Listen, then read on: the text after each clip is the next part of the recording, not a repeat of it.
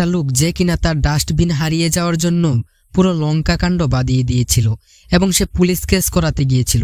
আসলে কি রয়েছে তার ডাস্টবিনের মধ্যে এবং কেনই সে এই ডাস্টবিনের জন্য এত কিছু করছে, পুরো মুভিটি না দেখলে আপনি বুঝতেই পারবেন না যে একজন লোক কেন তার ডাস্টবিনের জন্য এত কিছু করেছে। এবং এই ডাস্টবিনের আড়ালেই রয়েছে ভয়ঙ্কর সত্য ঘটনা, যেটা কিনা আজকে আমরা এক্সপ্লেন করতে চলেছি।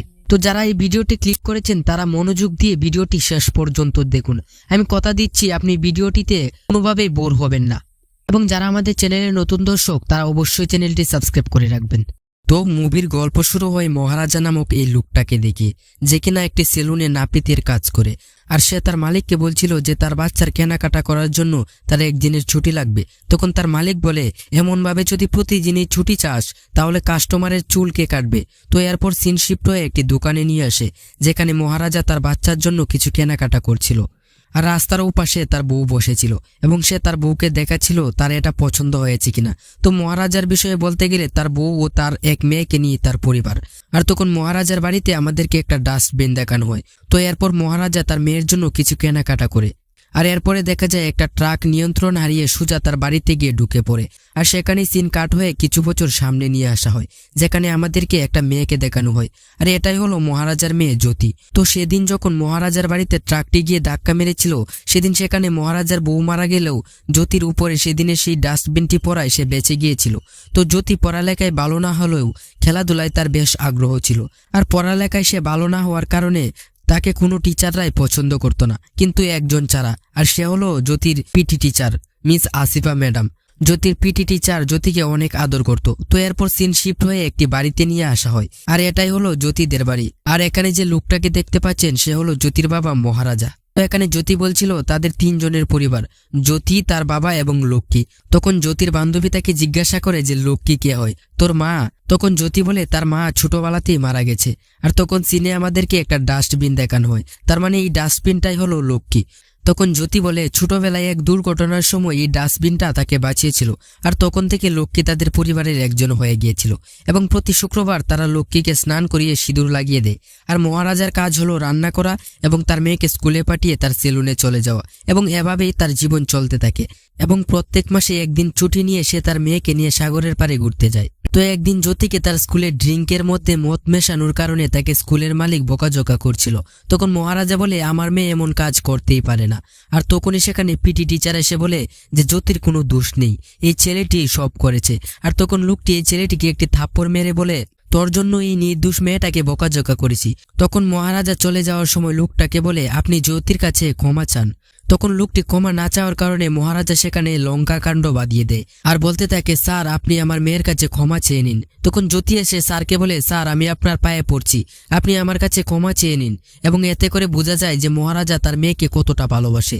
আর তখন শিক্ষক এটা বুঝতে পেরে জ্যোতির কাছে ক্ষমা চেয়ে নেয়। তো এর পরের সিনে জ্যোতি স্কুল ক্যাম্পিং এর জন্য এই প্রথমবারের জন্য তার বাবাকে ছেড়ে 1 সপ্তাহের জন্য বাইরে যাচ্ছে এবং তার বাবাকে সমস্ত কিছু বুঝিয়ে দিয়ে যাচ্ছে। তখন মহারাজা জ্যোতিকে বাসে তুলে দিয়ে আসে এবং সেলুনে গিয়ে নিজের কাজ শেষে বাড়িতে ফিরে আসে। তো এরপর সিন শিফট হয়ে মহারাজার বাড়ির ভিতরে নিয়ে আসলে দেখি একটা সাপ জানালা দিয়ে ঢুকে সেটা মহারাজার উপর দিয়ে চলে যাচ্ছে। আর কেন জানি মহারাজা সেখানে অজ্ঞান হয়ে পড়ে রয়েছে। তখন একটা কাচের গ্লাস পরে ভেঙে যাওয়ার শব্দে তার জ্ঞান ফিরে আসে। তো এরপর সিনে একটা লোককে দেখানো হয় যে তার গাড়ি মেরামত করাতে এলে সেখানে তার চশমাটা হারিয়ে ফেলে, যার কারণে সে সবার সাথে বাজে ব্যবহার করছিল। আর সে হলো এখানকার লোকাল কাউন্সিলর। তো এরপর সেখানে ধনা নামক একজন লোক আসে আর সে কাউন্সিলরকে উল্টাপাল্টা কথা বলায় কাউন্সিলর তাকে মারতে শুরু করে এবং বলে, আজ সন্ধ্যার মধ্যে যদি আমি আমার চশমাটা না পাই তাহলে তোর কবর আছে। তো এরপরে সিন সন্ধ্যায় একটা বারে চলে আসে যেখানে কাউন্সিলর ড্রিঙ্ক করছিল। তখন সেখানে ধনা এসে কাউন্সিলরের সামনেই তার চশমাটা ভেঙে ফেলে, যার ফলে তাদের মধ্যে এক বিশাল ফাইটিং শুরু হয়। ডনা সবাইকে মেরে একদম বাজে অবস্থা করে ফেলে। তো এরপর সিন শিফট হয়ে একটা পুলিশ স্টেশনে নিয়ে আসা হয়, যেখানে আমরা মহারাজাকেও দেখতে পাই। আসলে গতকাল রাতে তার বাড়িতে চুরি হয়েছে, তাই সে পুলিশ রিপোর্ট করাতে এসেছে। মহারাজা তার গলাটা ভিজিয়ে বলতে শুরু করে, স্যার আমি মহারাজা, কেকে নগরে আমার একটা সেলুন রয়েছে এবং ভারতীনগরে আমার বাড়ি। সে বলে, কাল রাতে সেলুন থেকে ফিরে যখন আমি আমার খাদের ব্যাগটা রেখে ড্রেস চেঞ্জ করছিলাম তখন আমার মনে হলো যে হয়তো আমার ঘরে কেউ রয়েছে। আর তখনই একটা লোক পেছন থেকে আমার মুখ চেপে ধরলো। তারা 3 জন ছিল। তারা আমাকে খুবই মারধর করেছে এবং আমাকে মেরে লক্ষ্মীকে নিয়ে চলে গেছে। তখন অফিসার জিজ্ঞাসা করে লক্ষ্মীকে, তোমার মেয়ে? তখন মহারাজা বলে, না স্যার। তাহলে কি তোমার বউ? মহারাজা বলে, না স্যার। পুলিশ অফিসার বলে, তাহলে কে? তখন মহারাজা তার মোবাইল থেকে একটা ফটো বের করে দেখায়, যেখানে আমরা একটা ডাস্টবিন দেখতে পাই। মানে এই ডাস্টবিনটাই হলো লক্ষ্মী। পুলিশ অফিসার তো এটাই বুঝে পাচ্ছিল না যে এই ডাস্টবিনটা ফিরে পাওয়ার কারণে সে পুলিশ রিপোর্ট লেখাতে এসেছে। অফিসারটা মহারাজাকে জিজ্ঞেস করে ডাস্টবিনে কোনো মূল্যবান সম্পদ ছিল কিনা। তখন মহারাজা বলে যে ডাস্টবিনের ভিতরে আসলে কিছুই ছিল না। তখন সবাই মহারাজাকে পাগল ভাবতে শুরু করে আর তাকে টেনে হিঁচড়ে বাইরে বের করার চেষ্টা শুরু করে। কিন্তু মহারাজা তো মহারাজাই, সে কোনোভাবেই সেখান থেকে যেতে চাচ্ছিল না এবং এক পর্যায়ে পুরো পুলিশ স্টেশন লন্ডভন্ড হয়ে যায়। তো এরপর সিনে আমাদেরকে একজন পুলিশ অফিসারকে দেখানো হয়, যার নাম ভারদারাজান। তো সে এখানে একটি চুরির কেস সমাধান করতে এসেছিল, যেখানে কিছু সোনা চুরি হয়ে গেছে এবং সেগুলো চোর সহ ধরে নিয়ে এসেছে এবং সেগুলো তার মালিককে ফিরিয়ে দেয় এবং সে সেখান থেকে চলেই যাচ্ছিল। তখন তারা এসে বলে, স্যার এগুলো তো আসল সোনা নয়, এগুলো নকল। তখন ভারদারাজান বলে, কি এই নকল সোনার জন্য আমাকে হয়রানি করেছেন? তখন সেই লোকটা বলে, না স্যার, আমাদের সোনাগুলো তো আসলেই ছিল, কিন্তু এগুলো নকল সোনা। তখন পুলিশ অফিসার তাদেরকে হেনস্থা করে সেখান থেকে চলে যায়। তো ভারদারাজানের বিষয়ে বলতে গেলে সে অত্যন্ত লোভী একজন ব্যক্তি এবং সেই সোনাগুলো আসলে সে নিজেই আত্মসাৎ করেছে এবং তার কাজই হলো বড়লোকদের এভাবে মেরে খাওয়া। তো এরপর সে পুলিশ স্টেশনে এসে এই অবস্থা দেখে জিজ্ঞাসা করে সেখানে কি হয়েছে। তখন আমরা মহারাজাকে দেখতে পাই, অফিসারের সামনে বসে সে আবারও সেম কাহিনী বলতে শুরু করে। তখন পাশ থেকে একজন লোক বলে ওঠে, স্যার ওর নাকি একটা ডাস্টবিন হারিয়ে গেছে আর এজন্য সে কমপ্লেন জায়গাতে এসেছে। তখন বারদা মহারাজাকে কিছু টাকা দিয়ে বলে, যা নতুন একটা ডাস্টবিন কিনে নিস। তখন মহারাজা বলে, না স্যার, আমার লক্ষ্মীকেই চাই। যখন আমার ঘর ভেঙে পড়েছিল লক্ষ্মী আমার মেয়ের উপরে পড়ে তার জীবন বাঁচিয়েছিল। স্যার আমার মেয়ে ফিরে আসার আগে লক্ষ্মীকে খুঁজে বের করতে হবে। তখন অফিসার বলে, ডাস্টবিনের সাথে আরো কি কিছু চুরি হয়েছে? মহারাজা বলে, না স্যার। তখন ভারদারাজান রেগে গিয়ে বলে, তোর ডাস্টবিনটা চুরি করে নিয়ে গেছে, আমাদের সাথে ইয়ার্কি করছিস? তখন মহারাজার হঠাৎ মনে পড়ে যে সে যখন তিনজন চোরের সাথে দস্তাদস্তি করছিল তখন তাদের মধ্যে একজনের পিঠে একটা কান দেখতে পেয়েছিল। সবাই তো সেটা শুনে অবাক হয়ে যায়। তখন এই লোকটা বলে, স্যার আমার একটা প্রশ্ন আছে, দুইটা কান যদি এইভাবে ডাইক্কে দেয় তাহলে পিঠের কান দিয়ে কি সে শুনতে পাবে? তখন ভারদারাজান একজনকে জিজ্ঞাসা করে, ওই ও কে রে? তখন সে বলে, ওর নাম পুলিশ। স্যার ও আসলে একটা চোর, TVS 50 চুরি করেছে। এই অবধি নিয়ে সে 27টা চুরি করেছে ও। তখন ভারদারাজান তাকে জিজ্ঞাসা করে, এত দামি বাইক থাকতে তুই TVS বাইক কেন চুরি করিস? তখন সে বলে, স্যার ওই গিয়ারওয়ালা বাইক আমি আবার চালাতে পারি না, তাই আমি TVS বাইকগুলো চুরি করি। মানে এখানে একটু কমেডি সিন হয় আর কি। তো এরপর তখন সেখানে অফিসার একটা বন্দুক মহারাজার দিকে তাক করে থানা থেকে চলে যেতে বলে। মহারাজাও সেখান থেকে চুপচাপ বেরিয়ে যায়। বড়বাবু তখন বাকিদেরকে বকতে বলতে থাকে, একটা পাগলকে এতগুলো পুলিশ মিলে সামলাতে পারছো না। এর মধ্যেই মহারাজা আবার ফিরে এসেছে, আর এবারে সে কালি হাতে নয়, সে 40,000 টাকা নিয়ে থানাভর্তি পুলিশের সামনে বড়বাবুর হাতে দিয়ে বলে, এটা অ্যাডভান্স রাখুন, লক্ষ্মীকে খুঁজে পাওয়া গেলে আরো 5 লাখ টাকা দেবো। বাবু তখন কষিয়ে দেয় এক চোর।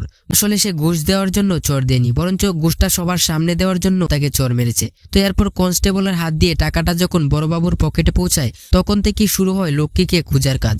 মহারাজার বাড়ির আশেপাশের লোকজন, তার সেলুন, সব জায়গায় খোঁজখবর শুরু হয়ে যায়। এদিকে মহারাজা মেয়ের ক্যাম্প থেকে পাঠানো ভিডিও দেখতে থাকে, যেখানে তার মেয়ে লক্ষ্মীরই খোঁজ করছে, আর মহারাজা তার মেয়ের কোনো ফোনের জবাব দিতে পারছিল না। ইন্সপেক্টর এরা কেউই এখনো বিশ্বাস করতে রাজি নয় যে সামান্য ডাস্টবিনের জন্য এই লোকটা এতটা খরচ করতে রাজি হচ্ছে।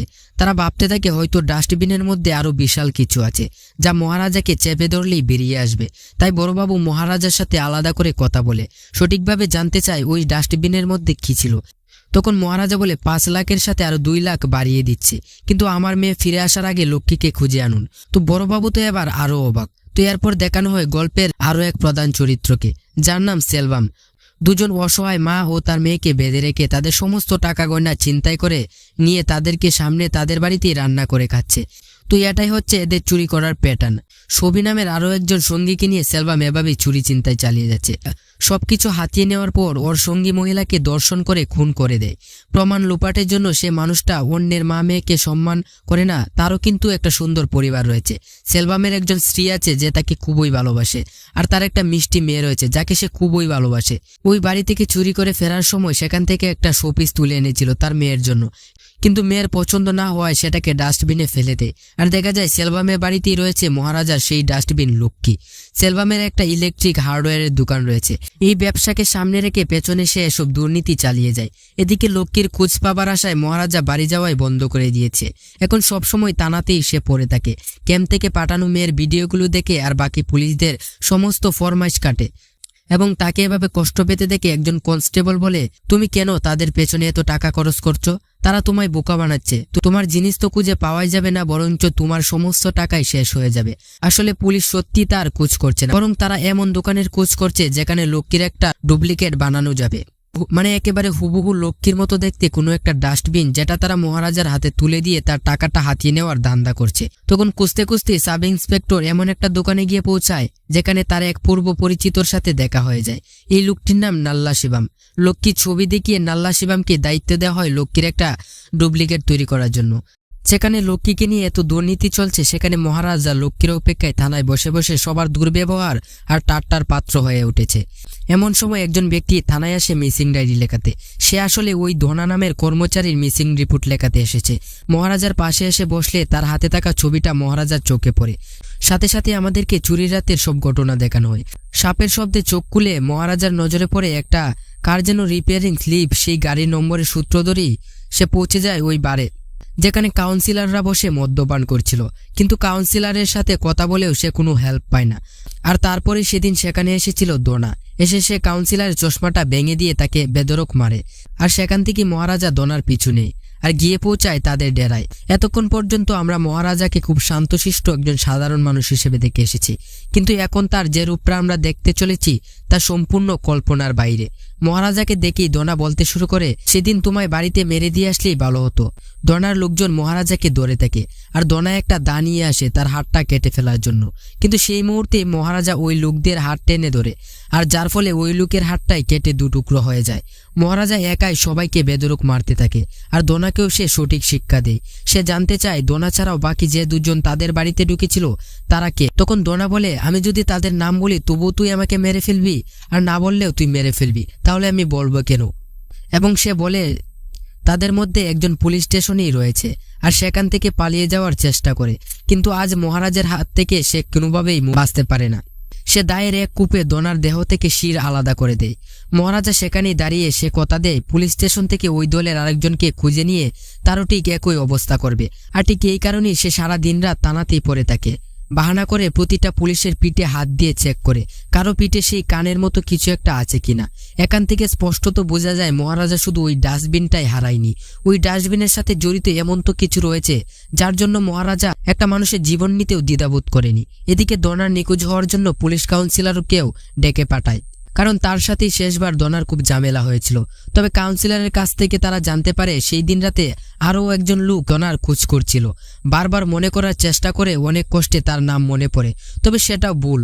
অপরদিকে পুলিশ খুঁজতে খুঁজতে একজন পাকাপোক্ত লোকের কাছে যায় যে একেবারে লক্ষ্মীর মতো হুবহু আর একটা ডাস্টবিন তৈরি করে দেয়। অপর দিক থেকে মহারাজা তানার লিস্ট থেকে একটা একটা পুলিশকে চেক করে তাদের নাম কাটতে থাকে। অন্যদিকে দেখানো হয় সেলভামকে, তার মেয়ের পিঠ আগুনে পুড়ে গেছে আর সে মেয়ের পিঠে মলম লাগিয়ে দিচ্ছে। যে লোকটা অন্যের সংসার তছনছ করে দিচ্ছে সে নিজের সংসারের প্রতি কতটা দায়িত্ববদ্ধ। সে মেয়ের সমস্ত রকম চাহিদা পূরণ করতে চায়, তার জন্য সে সবকিছু করতে রাজি আছে। দুদিন পর সেলভামের মেয়ের জন্মদিন, তাই মেয়ের জন্য সে একটা সোনার চেন কিনতে এসেছে, কিন্তু তার পছন্দ হয়ে একটা রেড ডায়মন্ডের হার। তার স্ত্রী বারবার মানা করে এত দামি উপহার না কেনার জন্য, তবে সেলভাম তার মেয়ের পছন্দ করা জিনিসটা অর্ডার দেয়। রাতে তার স্ত্রী বলে এত টাকা খরচ করার কি দরকার ছিল? তখন সেলভাম বলে সে তার মেয়েকে কতটা ভালোবাসে আর তার মেয়ের জন্য সে সবকিছু করবে। এর পছন্দের প্রত্যেকটা শখ সে পূরণ করবে, তাতে যত টাকাই লাগুক, যত পরিশ্রমই করতে হোক সে করবে। এতটাই ভালোবাসে সে তার মেয়েকে। সে তার মেয়েকে জন্মদিনের দিন সকালবেলা সোনার দোকান থেকে চেনটা নেওয়ার পরে স্ত্রীর কথা অনুযায়ী কাটবে বলে সেলভাম মহারাজার সেলুনে যায়। দাড়ি কাটতে কাটতে ট্রিমারের ব্যাটারি শেষ হয়ে যায় এবং মহারাজা ব্যাটারি আনতে চলে যায়। আর এই ফাঁকা সময়ে চর্বি তাকে ফোন করে তাদের কুকর্মের ব্যাপারে পেপারে একটা আর্টিকেলের কথা জানায়। সেলুনে কেউ ছিল না, এজন্যই সেলভাম নিশ্চিন্ত হয়ে তার সাথে কথা বলছিল। খবরের কাগজে আর্টিকেলটা দেখে সব্রির সাথে সে তাদের কর্মকাণ্ড নিয়ে আলোচনা করছিল, কিন্তু ফোন রাখার পরে সে দেখতে পায় পেছনে মহারাজা দাঁড়িয়ে আছে এবং এরপর থেকে তার মনে একটা সন্দেহর বাসা বাঁধে। হয়তো মহারাজা তার সব কথা পেছন থেকে শুনে নিয়েছে। এই সন্দেহ নিয়ে সেলভাম বাড়িতে চলে যায় আর সমস্ত কথা সবরিকে জানায়। তারা দুজন মিলে প্ল্যান করে যে মহারাজাকে তারা তাদের রাস্তা থেকে সরিয়ে দেবে। ঠিক তখনই সেলভামের স্ত্রী তার মেয়ের জন্য আনা চেনটা পরাতে চায়, কিন্তু কোথাও সেটা খুঁজে পাচ্ছিল না, কারণ সেলভাম তো ওটাকে ফেলে এসেছে মহারাজার সেলুনে।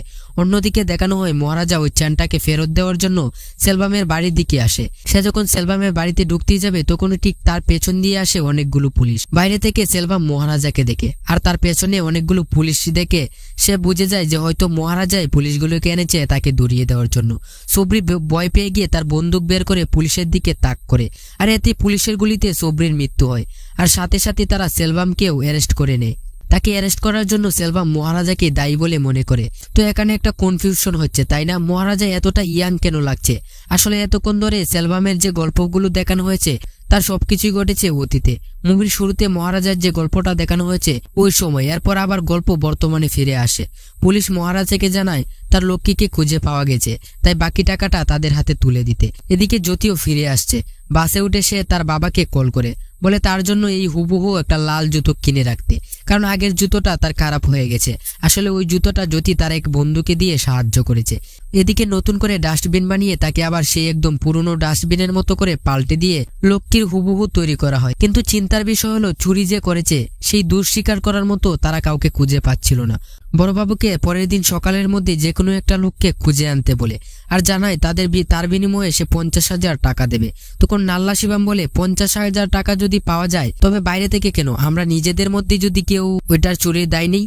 তখন নাল্লা শিবাম সেটা চুরি দায় নিতে রাজি হয়ে যায়। আর নাল্লা শিবাম যাতে পুরো ঘটনাটা ভালোভাবে বুঝতে পারে এজন্যই বড়বাবু থানায় ফোন করিয়ে মহারাজাকে তার গল্পটা আবার বলতে শুরু করে। কিছুটা জলপান করে নিয়ে মহারাজা আবার তার গল্প শুরু করে। মহারাজা নিজের পরিচয় দিয়ে সেই রাতের বর্ণনা দেওয়া শুরু করে, কিন্তু এবার তার বর্ণনার সাথে সাথে আমরা ঘটনায় অন্য কিছু দেখতে পাই। বাড়িতে এসে তালা খুলে ঘরে ঢুকে ব্যাগ রেখে ঘরে গিয়ে চেঞ্জ তো করতে শুরু করে, তবে সেটা মহারাজা নয়, সেটা ছিল জ্যোতি। আর তখনই হঠাৎ পেছন থেকে একজন এসে তার মুখটাকে চেপে ধরে, আর যে তার চোখটা চেপে ধরেছিল সে হলো নাল্লা শিবাম। আর দনা তার চোখটা বেঁধে দেয়। জ্যোতি নিজেকে বাঁচানোর চেষ্টা করে, কিন্তু সজোরে মাথায় লাগা আঘাতের জোরে জ্যোতি মাটিতে লুটিয়ে পড়ে এবং সেলভাম তাকে বারবার আঘাত করতে থাকে, বেদুরুক মারতে থাকে। তবে জ্যোতিকে মারার কোনো প্ল্যান ছিল না। তাদের জেল থেকে ছাড়া পাওয়ার পরে সেলভাম মহারাজাকে মারতে এসেছিল, আর এজন্যই গত বেশ কয়েকদিন ধরেই নাল্লা শিবাম তার উপর নজর রাখছিল। তার নজর রাখা অনুযায়ী এতক্ষণে মহারাজার বাড়িতে চলে আসার কথা, কিন্তু আজই সে এখনো বাড়িতে আসেনি। আর এই মেয়েটাও গত 1 সপ্তাহ ধরে বাড়ির বাইরে ছিল, আর আজই তাকে ফিরে আসতে হলো। ওদের প্যাটার্ন অনুযায়ী এখানেও তারা রান্না করে বসে খাবার খায়। আর এর পরের দিনে সে ভয়ানক ঘটনা, নাল্লা শিবাম আর দনা একাধিকবার জ্যোতিকে দর্শন করে। এরপর দনা জ্যোতিকে খুন করতে চায়, তবে সেলভাম তাকে থেমে যেতে বলে, তাকে বলে দেয় জ্যোতিকে খুন না করতে। এজন্যই জ্যোতিকে খুন না করে তারা বেরিয়ে যায়। মহারাজা থানায় কান্না করতে করতে বলে ওরা 3 জন অনেক শক্তিশালী ছিল, তাই তাদের সাথে আমি একা পেরেছিলাম না। মৃত্যুর মুখ থেকে ফিরে এসেছি, আমি শুধু চাই আমার লোককে ফিরে আসুক। তার এই অবস্থা দেখে থানায় থাকা পুলিশটি বলে, মহারাজা আমি জানি, আর যাই হোক তুমি তো শুধুমাত্র ডাস্টবিনের জন্য এখানে পড়ে রয়েছ না। সম্পূর্ণ ঘটনাটা ফোনের এপার থেকে বড়বাবু, সাব ইন্সপেক্টর আর নাল্লা শিবাম শুনে নেয়। কিন্তু নাল্লা শিবামের মুখের রং একেবারেই পাল্টে যায়। সে বুঝতে পারে কাল সকালে যার বাড়িতে জিনিস চুরি করার দায় সে নিতে চলেছে সে আর কেউ নয়, সেই হলো মহারাজা। সেই মহারাজা যার মেয়ে জ্যোতিকে সে একাধিকবার দর্শন করেছে। তাই সে বড়বাবুকে বলে সে তাকে ঠিকানাটা দিয়ে দিতে, সে কাল সকালেই পৌঁছে যাবে। কিন্তু বড়বাবু বলে আজ রাতটা এখানেই থেকে যেতে। সেই রাতে সেলুন বন্ধ করে মহারাজা একই টাইমে বেরিয়েছিল, কিন্তু মাঝপথে মেয়ের জন্য জুতা কিনতে গিয়ে দেরি হয়ে গিয়েছিল। ঘরে এসে জ্যোতিকে এই অবস্থায় পড়ে থাকতে দেখে সে সোজা হাসপাতালে যায়, ডাক্তারের কাছে কাকুতি মিনতি করতে থাকে তার মেয়েকে সুস্থ করে দেওয়ার জন্য। তখন জ্যোতি কান্না করতে করতে তার বাবাকে বলে, বাবা খুব কষ্ট হচ্ছে, ওরা কেন আমার সাথে এমন করলো? আমার তোমার কাছে একটাই অনুরোধ, তুমি একবার তাদের সাথে আমার কথা বলিয়ে দাও। আমি তাদের সাথে কথা বলতে চাই, জানতে চাই তারা কেন আমার সাথে এমনটা করলো। আর এরপর থেকে শুরু হয়েছিল মহারাজার লক্ষ্মীকে খোঁজার যাত্রা। লক্ষ্মীকে খুঁজার আড়ালে সে খুঁজে বেড়াচ্ছে তার মেয়ের সেই রেপিস্টদের। পরের দিন বড়বাবু এবং সাব ইন্সপেক্টর নাল্লা শিবামকে নিয়ে মহারাজার বাড়িতে চলে আসে, আর নাল্লা শিবামকে বলে সেই রাতে যা যা করেছে সমস্ত কিছু বর্ণনা করতে। নাল্লা শিবামের বর্ণনার ধরনে মহারাজা বুঝতে পারে যে এই হলো সেই ব্যক্তি। আর ওর পিঠে থাকা টিউমারের মতো অংশটা দেখে মহারাজা একেবারে নিশ্চিত হয়ে যায়। বড়বাবু মহারাজাকে জিজ্ঞাসা করে এখন তারা এই চুরের সাথে কি করবে। মহারাজা বলে তাকে মাফ করে দিন, ছেড়ে দিন। তখন বড়বাবু বলে, তুমি তাকে এভাবে ছেড়ে দেবে? তাকে কোনো শাস্তি দেবে না? এভাবে তো তাকে ছাড়া যাবে না। মহারাজা বড়বাবুকে বারবার বলে, না, তাকে ক্ষমা করে ছেড়ে দিন। কিন্তু বড়বাবু বলে, তুমি তাকে কি করে ক্ষমা করতে পারো? তোমার ঘরের লক্ষ্মীকে সে চুরি করেছে, তারপরেও তুমি ক্ষমা করে দেবে? মহারাজা বলে, হ্যাঁ, ক্ষমা করে দিন। বড়বাবু এরপর চিৎকার করে বলে, যদি এ তোমার মেয়েকে দর্শন করতো তবুও তুমি তাকে ছেড়ে দিতে? বড়বাবুর মুখে এই সমস্ত কথা শুনে মহারাজা একদম থমকে দাঁড়িয়ে যায়। কেন হঠাৎ সে এমন কথা বলছে? আসলে তদন্ত করতে করতে তারা ওই হাসপাতালে গিয়ে পৌঁছায় যেখানে জ্যোতি ভর্তি রয়েছে, আর সেখান থেকেই তারা সমস্ত ঘটনা জানতে পারে। এরপর তারা মহারাজাকে না জানিয়ে তাদের খুঁজতে শুরু করে দেয় সেই মানুষরূপী জানোয়ারদের। তারা এটাও খোঁজ পেয়েছে যে নাল্লা শিবম দোনা তার সাথে সেলভাম জড়িত ছিল। এমন জঘন্য অপরাধে সে চায় মহারাজা যেন মেয়ের উপর হওয়া অত্যাচারের সঠিক প্রতিশোধ নেয়। এজন্যই নাল্লা শিবমকে মহারাজার সাথে ছেড়ে দিয়ে বাইরে থেকে দরজা বন্ধ করে দেয়। তারা মহারাজাকে আর কোনো কথা বলে না। নাল্লা শিবমের দর থেকে দা দিয়ে কুপিয়ে মাথাটাকে একদম আলাদা করে দেয়। এভাবে সে তার মেয়ের উপর হওয়া অত্যাচারের প্রতিশোধ নেয়। তো এরপর তারা চলে যায় সেলভামের কাজের সাইডে। মাঝপথে আসা সবাইকে এক এক করে মারতে মারতে মহারাজা যখন সেলভামকে দেখলো, প্রথমত সে একদম হতবাক হয়ে গিয়েছিল। তাই মহারাজা সেলভামের একটা আঘাতেরও জবাব দিতে পারছিল না। সেলভামের কাছে তার পরিবার, তার জীবন সব নষ্ট হওয়ার একমাত্র কারণ ছিল মহারাজা, যেখানে তার কোনো দোষই ছিল না।